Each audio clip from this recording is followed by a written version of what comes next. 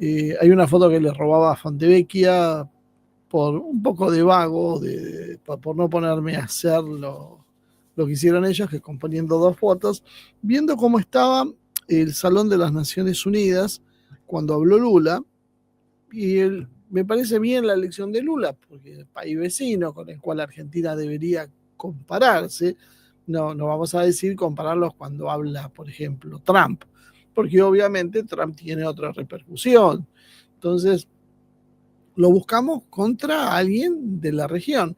Nunca, yo les cuento, o sea, salvo cuando hablan personajes muy especiales, normalmente ese panel está tirando a mermado. Pero bueno, ustedes podrán ver en esta imagen las diferencias. El de arriba es cuando habló Milei, el de abajo es cuando habló Lula. Más o menos, no son el mismo ángulo, no es la misma forma, pero bueno, para tener una idea alcanza a ver que había muchísima más gente cuando habló Lula que cuando habló Milei. ¿Por qué? Y porque Milei ya es algo incómodo.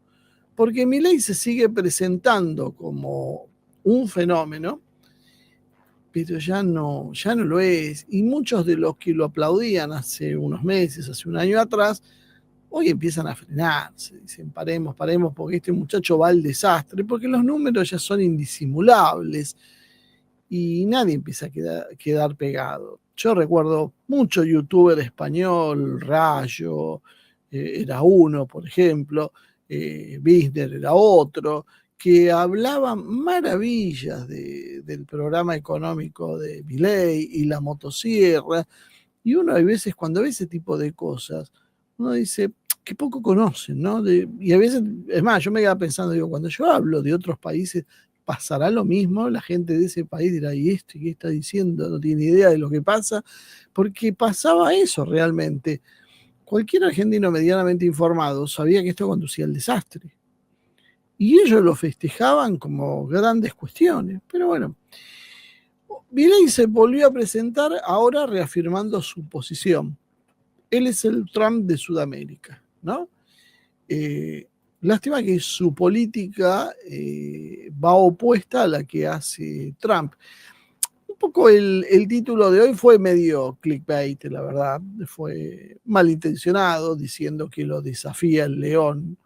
Pero la realidad es que lo desafía sin darse cuenta. O sea, si lo medimos por la voluntad, el título es falso. Si lo medimos por los hechos, en realidad lo mató Milei a Trump.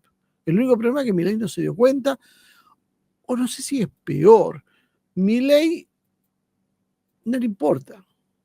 O sea, tiene una facilidad para mentir que es asombrosa. Miren que uno viene de presidentes como Macri, Alberto, o sea, uno ya está acostumbrado a presidentes que mienten, pero bueno, en este caso es blanco que dice él que es negro.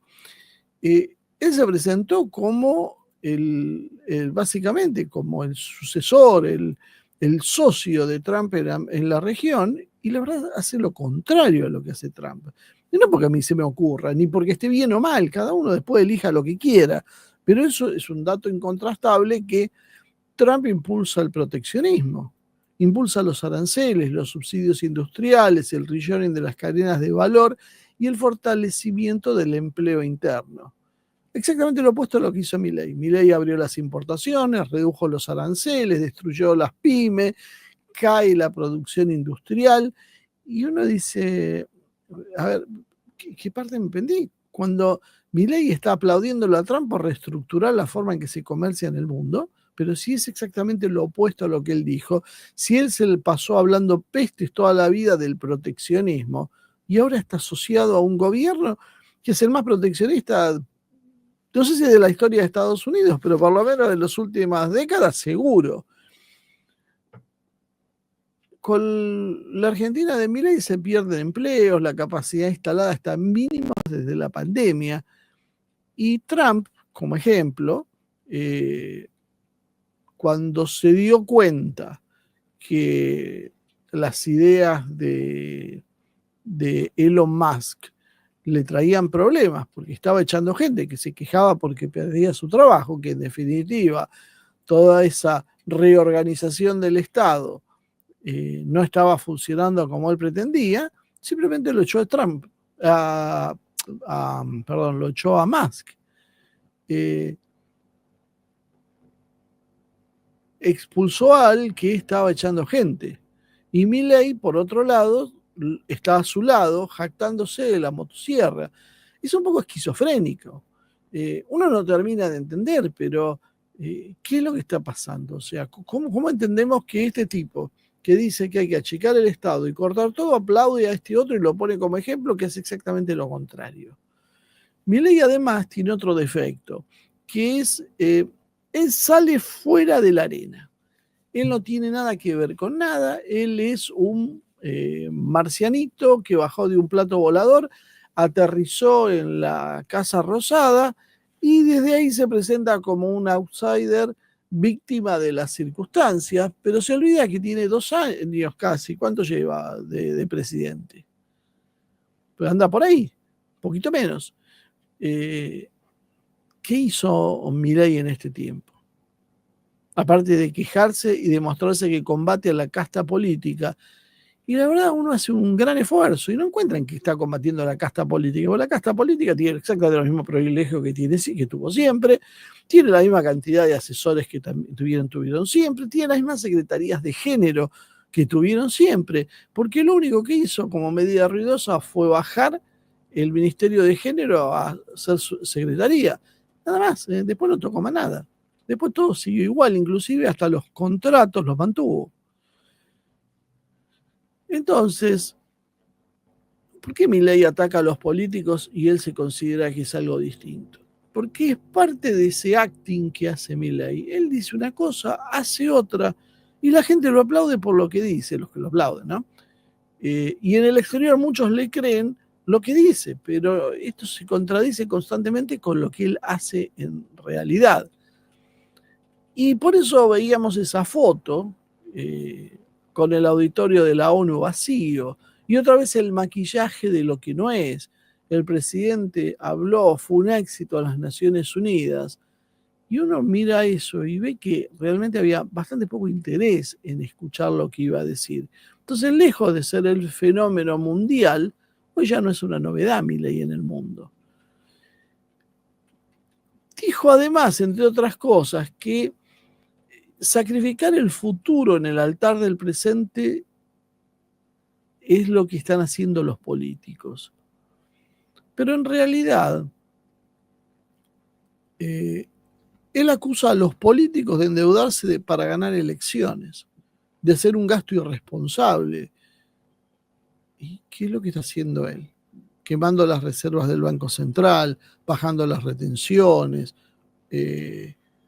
comprometiendo préstamos impagables en condiciones que todavía no sabemos, pero son más que presumibles que van a ser leoninas, simplemente para llegar mejor parado a una elección de medio término.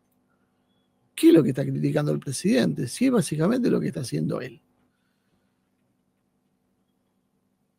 La verdad es muy complicado de verlo, pero él pisa el dólar con la deuda externa para llegar a octubre con una foto de estabilidad que obviamente es falsa porque tiene todo comprimido.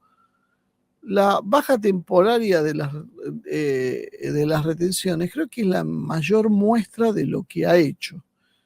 Pan para hoy, deuda para mañana, podríamos decir lo que hace Milei. Y entonces, ¿de qué nos habla cuando nos habla de sacrificar el futuro en el altar del presente? O sea, no, ellos lo están haciendo todos, lo hacen todos.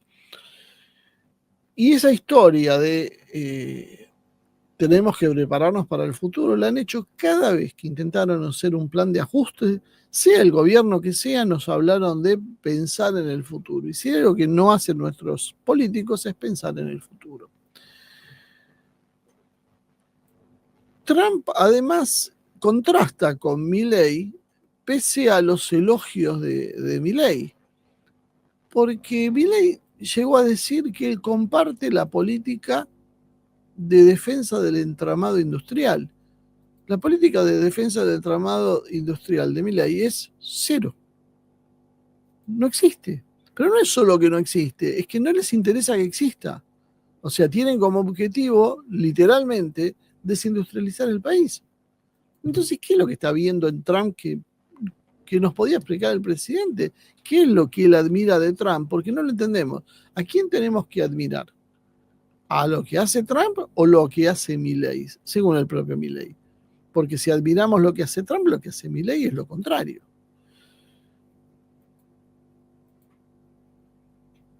En realidad, Trump sostiene a Milei, y esto también es interesante de analizar, a mi juicio, por algo que no se está teniendo en cuenta en general en los análisis de nuestro país. ¿Por qué digo esto? Porque normalmente nos dicen que es porque son simpáticos, porque son los dos fascistas, porque piensan igual. Yo vuelvo a insistir, no creo que ninguno de los dos son fascistas, creo que lo que son liberales.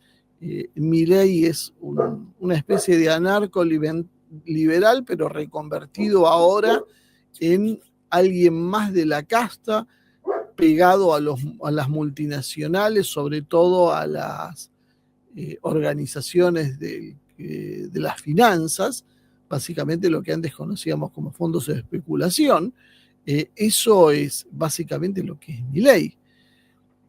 Y entonces, la razón es curiosa porque Trump, lo hemos dicho muchísimas veces en este espacio, le hace guiños a Milei o acepta el coqueterío de Milei y ahora definitivamente por primera vez ha tomado acciones a favor de Milei, porque hasta ahora era unilateral, no le había dado ni una foto a Milei.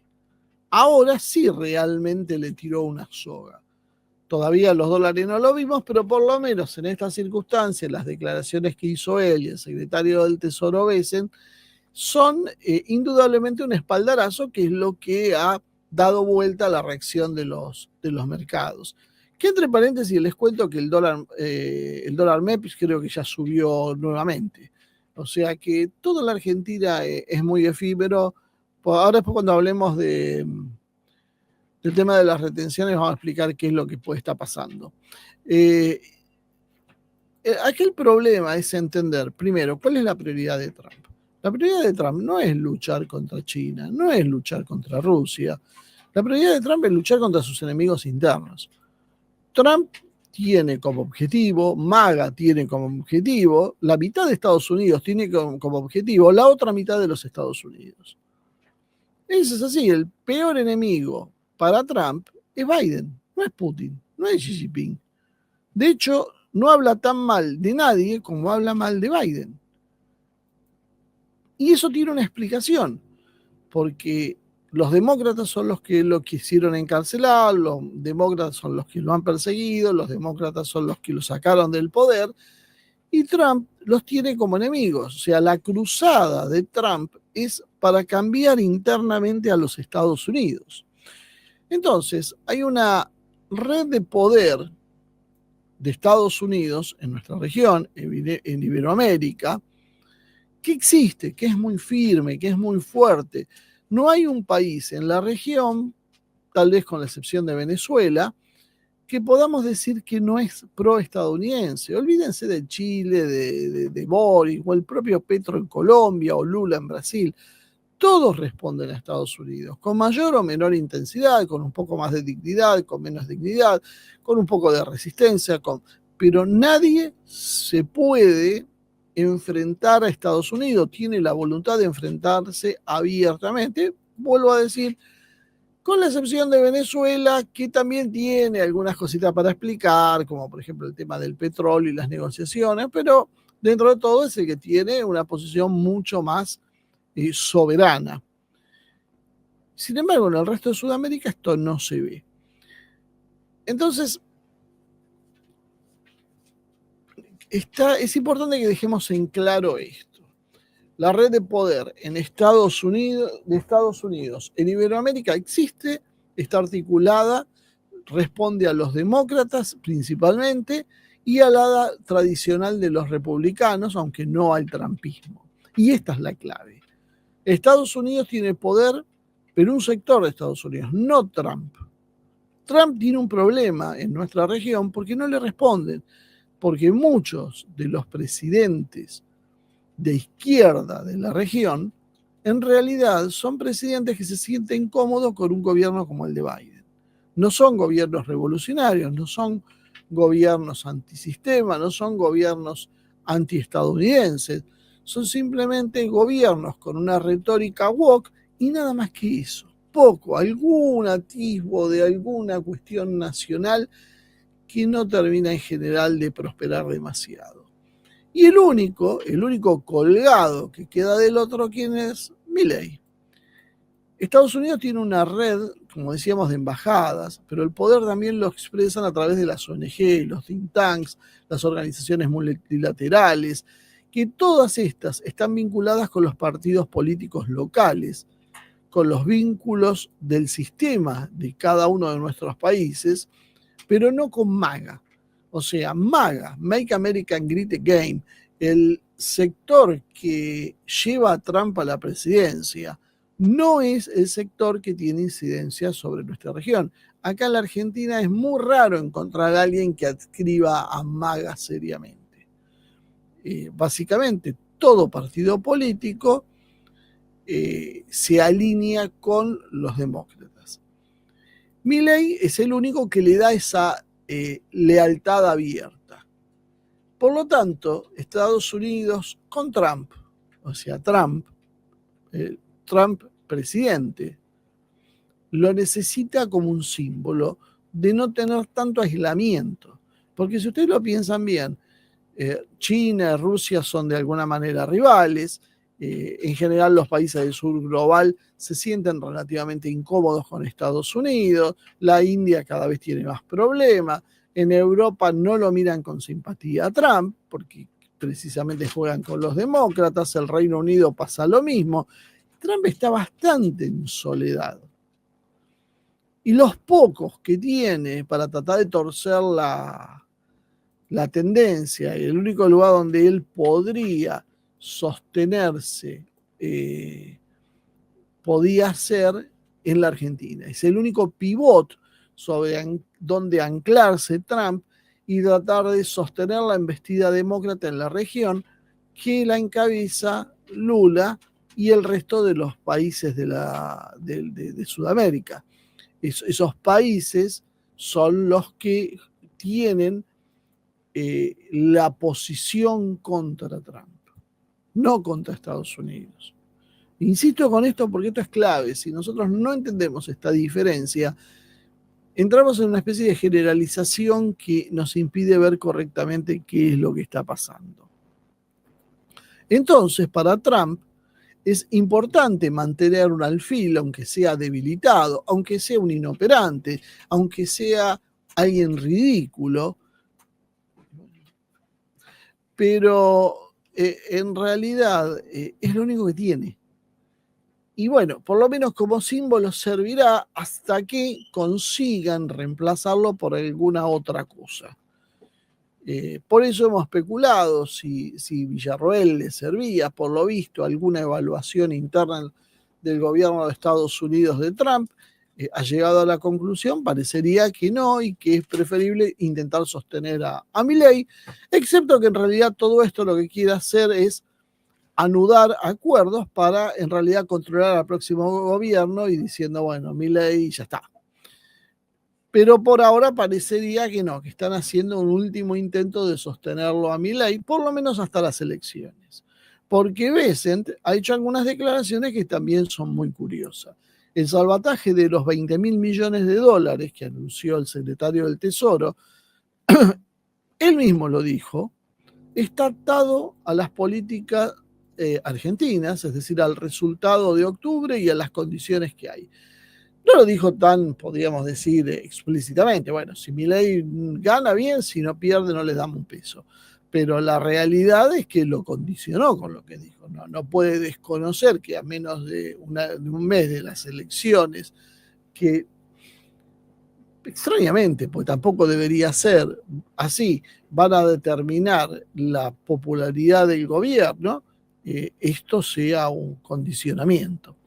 El FMI y los Estados Unidos le piden a Milei que haga consenso con los gobernadores, Georgieva, que haga reformas estructurales que tienen que salir por el Congreso. ¿Y qué es lo que hace Milei mientras tanto? dinamita todos los puentes que se le cruzan. Se peleó con Dios y María Santísima, rompió todos los puentes, no tiene base política y se fractura su propio espacio político. Y esto lo hace, además, montado en una absoluta impopularidad. No es que se peleó con toda la clase política y tiene una población movilizada que lo apoya. No, simplemente caen las encuestas, las elecciones fueron un desastre y nada. Él siguió como si nada peleándose con todo el mundo. No tiene acuerdos internos y el apoyo externo se le va encareciendo y se va diluyendo. Entonces lo único que le queda es arrodillarse ante Trump y ver si el presidente de Estados Unidos salva al presidente de la Argentina, no si Estados Unidos salva a la Argentina. Si Trump salva a Milei, porque esto es un salvataje personal. No es la primera vez. Acuérdense que con Macri pasó exactamente lo mismo y todavía estamos pagando la cuenta todos. Y el otro problema es la consistencia de la política exterior de este gobierno, y yo diría del resto de la oposición, pero vamos a hablar de este gobierno. ¿Y por qué es importante? Porque todo lo que se va a hacer en el país está atado de alguna manera al alineamiento político general. Veamos lo que pasó con China. El swap se mantuvo en todos los gobiernos, de Cristina, Macri, Alberto y hasta Milei. Y nunca tuvo condiciones explícitas, a pesar de las tonterías que se dijeron, y la invasión china, y se acuerdan todas las sandeces que se repitieron en la Argentina. Ahí está el swap, no pasó nada, no invadió nadie puso ninguna base militar, no es cierto que haya una base militar en el sur, nadie puso nada que tenga que ver con una pérdida de soberanía en favor de China. No hay condicionalidades políticas explícitas. Por supuesto, están después sí las cuestiones diplomáticas, pero no hay una condicionalidad. El swap se dio y no se condicionó la política argentina de ninguna manera. Y entonces, veamos la diferencia con el swap estadounidense o este paquete, pues no va a ser solo un swap. Este está condicionado de movida a las elecciones y funciona básicamente como una forma de presión más que como un respaldo estable. ¿Y eso qué muestra? Muestra la diferencia de modelos entre China y Estados Unidos, lo que hemos explicado hasta el cansancio. Las ideas de China de cómo se comercia y se relaciona con el mundo son distintas a las del mundo anglosajón. Lo que pasa es que nosotros hace siglos que vivimos bajo dominio anglosajón y nos parece que todo es lo mismo y todo es en función de un imperialismo armado. Y no necesariamente esto es así, como empieza a demostrar China en la equivalencia.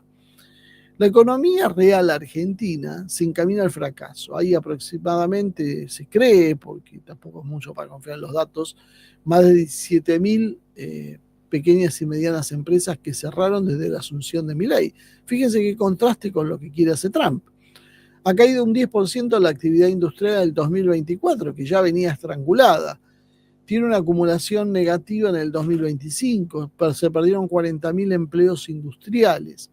La capacidad instalada está en el 58,8% en junio del 2025, que es el mínimo que no se veía desde la época de la pandemia. Desde la época de la pandemia no estaba la industria tan paralizada como está ahora.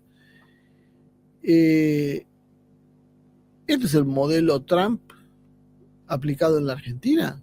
Yo no veo equivalentes con lo que pasa en Estados Unidos. Y ahí en ese cuadro es donde aparece ese pacto entre Caputo y las cerealeras que piden pide un anticipo de las exportaciones para, por unas ventas de apuro, conseguir dólares frescos y que le dé una calma cambiaria y oxígeno a corto plazo. Ahora, ¿esto es así? El primer punto es el costo fiscal de esto, porque Milei, que decía que no quiere hipotecar el futuro para salvar el presente, en realidad está haciendo Está hipotecando el futuro para salvar una elección dentro de 20 días. Sí, lo de Milei, bueno, o este hombre no entiende lo que hace, lo cual es grave, o sí entiende lo que hace y miente descaradamente y falsea la realidad, lo cual no es menos grave. O sea, en definitiva, sea lo que sea, la situación es muy complicada. Esas retenciones que se sacaron, se calcula entre 1.500 y 2.000 millones de dólares, según las distintas fuentes, que es lo que el fisco va a dejar de recaudar para beneficiar a las cerealeras. Primero fue medio aplaudido por el campo y rápidamente los productores se dieron cuenta que el cupo, porque había un cupo, no era todo el mundo, era un cupo que se iba a cerrar y que solo admitía 7.000 millones de dólares. El cupo se llenó en 48 horas y solo con pedidos de las grandes cerealeras. Es decir, que el pequeño productor del campo no vio un peso, el mediano productor del campo no vio un peso y hasta el gran productor del campo probablemente no haya visto un peso. Solamente la ganancia la vieron las cerealeras, que compraron y ahora no tienen que pagar las retenciones y eso multiplica en forma exponencial, más en un negocio como son las commodities, que son de grandes volúmenes y muy pocos márgenes, una ganancia más que extraordinaria, impensada, que les cayó del cielo. Les cayó del cielo gracias a Caputo y Milei, que inventaron esto, que es una calma cambiaria de poca monta y que le da oxígeno en corto plazo. ¿Por qué digo en corto plazo? Porque esta es otra parte que no se está viendo mucho. Todos están festejando porque ahora entran 7.000 millones de dólares al mercado y eso va a desplomar los precios. Eso es cierto y se vio, pero también se vio ya cierta resistencia en el dólar MEP y empezó a frenarse esa caída. Tal vez veamos cuando entren las liquidaciones grandes por unos días una caída profunda, pero lo que va a terminar pasando es que esos dólares que se liquidaron y que se llevaron presos las cerealeras, pesos, van a volver para traccionar dólares, porque las cerealeras no se van a quedar con los pesos. ¿Para qué quieren los pesos? Más si la tasa está baja, porque bajaron algo las tasas también. Entonces, si tenemos una tasa baja, lo que van a hacer las cerealeras, sobre todo con las perspectivas de un dólar que está atado con alfiler, va a empezar a dolarizarse de vuelta. Es decir, por una ventanilla venden y por la otra compran. Claro, con un pequeño detalle en el medio, no pagan retenciones. Entonces, si eran 100 dólares y se iban a quedar 70 porque iba a haber 30, por ejemplo, de retenciones, lo que ellos van a hacer es van a vender los 100 dólares, no van a tener retenciones, van a agarrar esos 100 dólares, van a ir por otra ventanilla y van a comprar de vuelta con los pesos que tienen esos 100 dólares. Por lo tanto, es una mentira, es ganar unos días, es ganar unas semanas, pero a la larga la presión va a volver a exigir. No hay que ser muy inteligente para darse cuenta que esto es lo que va a terminar sucediendo. Y esto se monta sobre un gobierno fracturado con una puja entre Karina y Santiago Caputo que ocupa todos los diarios de la Argentina, donde Karina bloquea la reconfiguración del gobierno, porque para ella está todo bárbaro, que aparte una persona no tiene la más mínima experiencia política, ni nada, realmente, no quiero decir que descalificarla como una tortera, como dice Macri, pero la verdad no es una de las personas adecuadas precisamente para formar un gobierno. Y quiere mantener todo a como dé lugar, aunque su propia imagen se hunda. Mientras tanto, Santiago Caputo busca desplazar a los Menem, aliados de Karina, sumar gobernadores y recomponer el Congreso, inclusive hasta como jefe de gabinete. Entonces, básicamente, ¿qué es lo que emerge de esto? Que tenemos un no presidente. Tenemos a alguien que no ordena ni siquiera su propia interna política, porque según dicen por ahí, a Milei dice que a él no le gusta la política. Entonces él, como es un ser de luz, está no haciendo política, y esto se lo delega a una segunda línea que se está matando entre sí. Y claro, obviamente esto Estados Unidos lo ve con bastante preocupación. Si Milei pierde las elecciones, aunque gane el total nacional por la dispersión del peronismo en un montón de fuerza, si pierde Córdoba, Santa Fe y Buenos Aires, que son las provincias más importantes, la imagen será de derrota. Yo diría que con la provincia de Buenos Aires solo alcanza para que sea derrota, ni hablar de lo que pasa en Capital.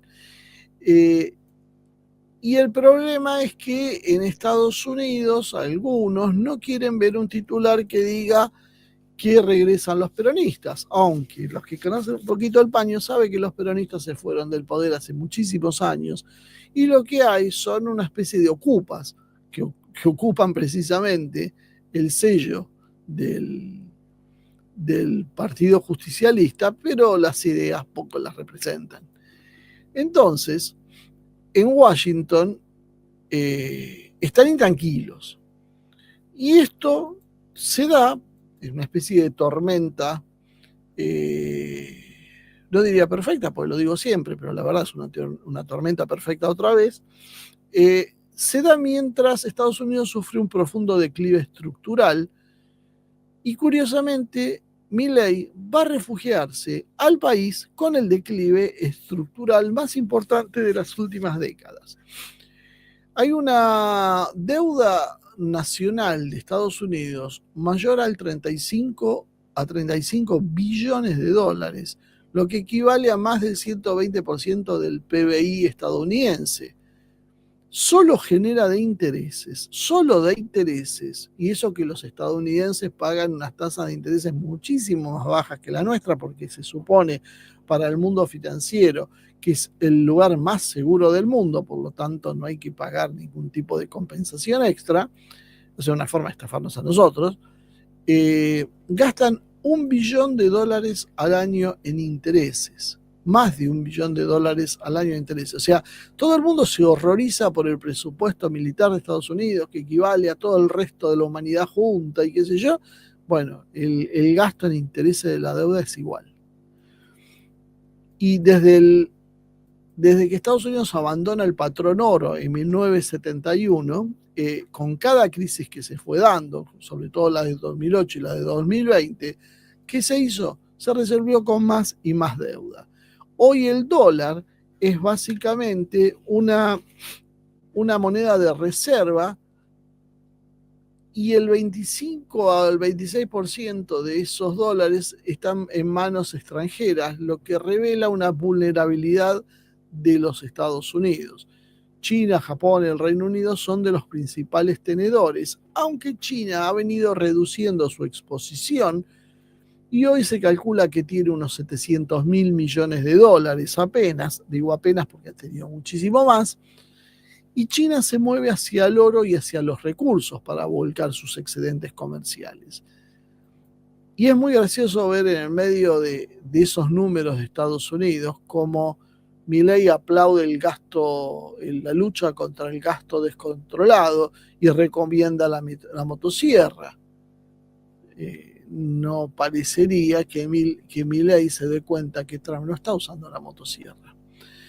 China, mientras tanto, con su PBI de más de 18 billones de dólares, y que además, según se ha medido, podría ser bastante más, tiene la mayor participación manufacturera global, lidera el mundo en cantidad de chips. Tal vez hay algunos que todavía no los entienden, pero falta muy poco para que los termine de controlar, en las baterías de litio, en la industria automotriz, en el 5G, en la inteligencia artificial aplicada, en las cadenas de minerales estratégicos como el litio, como las tierras raras, como el cobalto, en la acumulación del oro, tiene más de 2.200 toneladas y creciendo, y eso es lo que se sabe, muchos sopedan que es mucho mayor, y es el mayor socio comercial de casi todos los países del mundo, empezando por Iberoamérica, incluyendo a la Argentina y a Brasil. En ese cuadro, Milei se aferra a un Estados Unidos que ya carece de vitalidad, tiene, podríamos decir, una fatiga imperial senil. Y no es siquiera tan senil, tiene una senilidad precoz porque no tiene tantos años de imperio. Hay una crisis política interna que, bueno, se cobra ya vidas como Charlie Kirk y tiene una polarización que es extrema. Hay riesgo de parálisis presupuestaria, frentes militares abiertos por todos lados, no logra cerrar el de Ucrania. Hay notas que dice que Estados Unidos lo que está haciendo es buscando desplazarse fuera de Europa. Y en el fondo, cuando leemos bien lo que dijo Trump desapasionadamente, Trump no sé si le dio un espaldarazo a Zelensky, porque lo que dijo fue, de ahora en más, Estados Unidos va a vender las armas a Rusia y va a pensar grandes sanciones y esas cosas terribles que va a hacer Trump, pero se acabó la plata. Ahora Europa paga las armas que quiere usar en Ucrania, sino que no use más armas.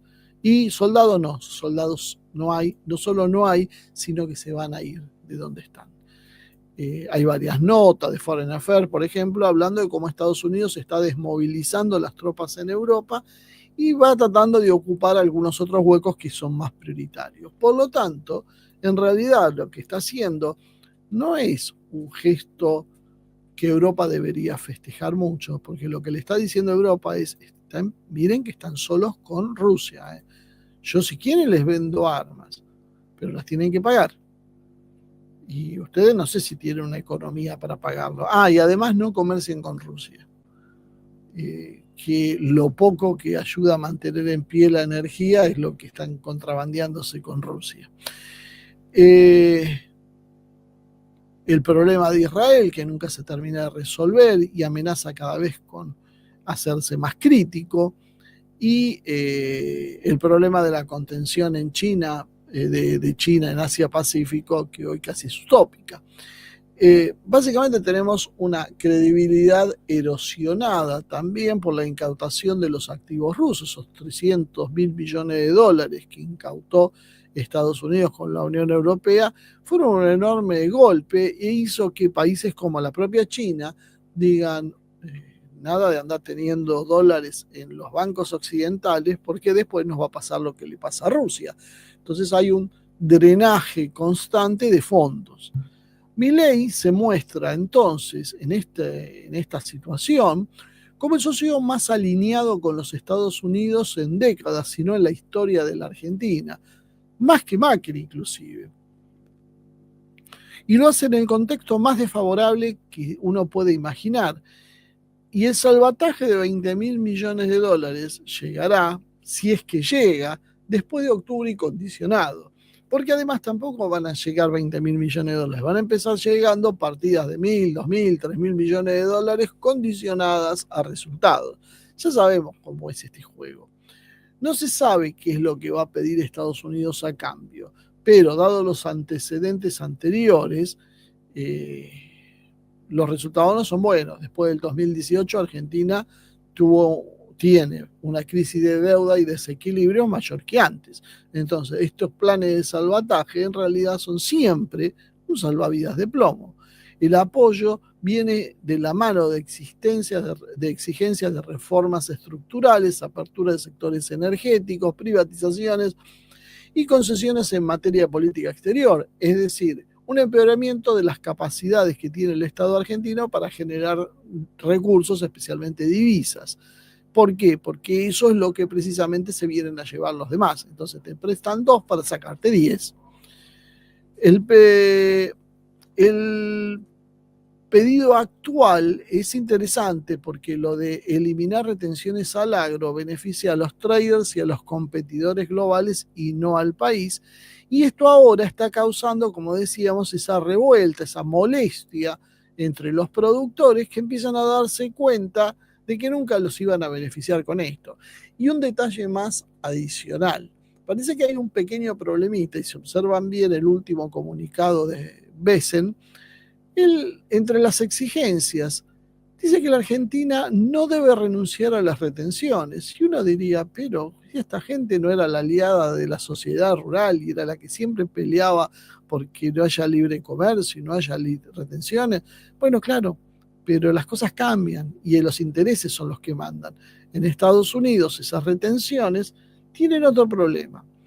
Cuando sacó Argentina esas retenciones, se hizo más competitiva y le vendió a China más de 1,5 billones de toneladas de cereales que China aprovechó por la baja de las retenciones. Por lo tanto, ese 1,5 billones de toneladas no lo pudieron vender los agricultores estadounidenses. ¿Y eso qué significa? Un daño para la producción de los Estados Unidos, agricultores que han puesto en el cielo el grito diciéndole a Trump: escúchame, vos le estás dando plata a los argentinos, que además no te la van a devolver, y esto lo usan para sacar la retención y venderle a tu enemigo, que es China. Y China, que compre más barato, al final le estamos financiando nosotros la compra china. Fíjense qué locura. Y eso es lo que motivó a que Besen advierta: ojo, basta de sacar retenciones, porque se están armando un lío a los estadounidenses. A Trump mismo le están armando un lío porque le está golpeando la base electoral de Trump. La estupidez que hizo, la estupidez, no es una estupidez, es un enorme negocio de un puñado de gente que se llenó los bolsillos, que algunos dicen que no son mucho más de 10 los que han concentrado el total de los beneficios de sacar las retenciones, que después va a haber que compensar pagando impuestos todos los argentinos, por supuesto, porque alguien se la lleva y a alguien le cuesta eso, porque va a haber un agujero fiscal. Acuérdense que la prioridad fiscal, según el señor Milei, y si la prioridad fiscal y dejó de recaudar 1.500 millones de dólares, hay que salir a buscar de dónde cobramos los 1.500 millones de dólares. Un aumento del IVA, no sé, vamos a ver, pues son muy creativos, pero siempre creación para el mal, creatividad para el mal. Milei, en lugar de diversificar sus vínculos con China, con los BRICS, con los socios regionales, Milei decidió atarse al Estados Unidos más en declive y decadente de los últimos años, de la historia, podríamos decir, porque es corta. China suma influencia en el BRICS ampliado, con la ruta de la seda, los swap, la Organización de Cooperación de Shanghái, etc., y podía convertirse en un mecanismo de dependencia y control externo, pero también de salvataje. Ahora, Milei opta por el apoyo estadounidense, que está condicionado directamente al resultado electoral y a consensos internos que Milei no tiene. Y esto no puede salir bien. El riesgo es quedar atrapado ahora entre exigencias externas y una parálisis interna. Es decir, mientras Estados Unidos declina, China asciende, ¿y a quién apuesta todo Milei? A Estados Unidos, que es la carta equivocada. No sabemos qué le va a exigir Estados Unidos en el rescate, pero la experiencia indica que esto se paga con sangre. Milei, en realidad, ha construido una imagen fantasiosa. Es un liberal disruptivo, el Trump sudamericano. Se basa en un marketing más que en resultados, porque Milei es una pompa de jabón.